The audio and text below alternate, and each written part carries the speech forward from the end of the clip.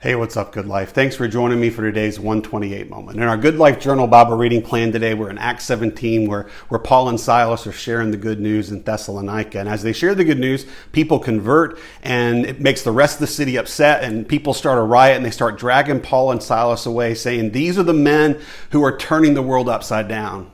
Earlier this week, I was sitting in the Journey course, that missions course that we're hosting with Global Serve International. I'm hearing about the history of missions from the day of Pentecost all the way up to 1900, how God has used ordinary people to turn the world upside down. And I'm so struck when I think about that phrase upside down, because what the good news of the gospel does in every place and in every time is it doesn't turn the world upside down. What it does is it turns the world right side up. It turns the world back to its creator. And it's so amazing to consider the truly ordinary people that God used over and over and over again in his grand redemptive plan to bring the good news to their little world and to the world. There's this macro sense and the micro sense of the word, the world. This idea of the small world that you and I inhabit, the people we interact with every single day, from our homes to our neighborhoods to our communities and workplaces.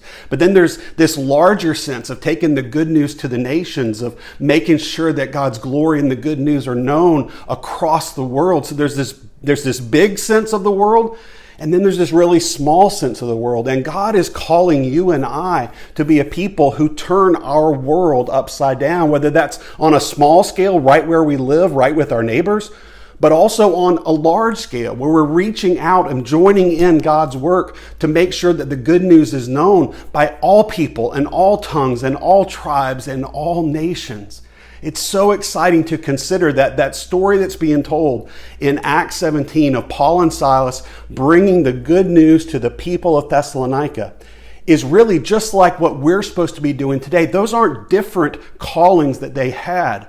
It's the same calling we all have, to be a people that right where God has placed us, that we will turn the world upside down with the people we interact with every single day. But we will also be a part of God's work, join his work, support his work to make sure that the nations are turned upside down for Jesus as well. Man, that excites me. It challenges me. It gives me something to know that there's a calling on my life bigger than the noise of the news. There's a calling bigger on my life than the distractions of sin. That there's a calling on my life that is to be used by God in this time, in this place, to turn the world upside down for him. I hope that encourages you guys and challenges you. We'll be rallying around that on Sunday when we gather at 9:30 and 11 as we continue our story of the life of David, looking at the gospel in the life of a king. And until we gather on Sunday, I encourage you to go be a person that turns the world upside down with the good news of the gospel.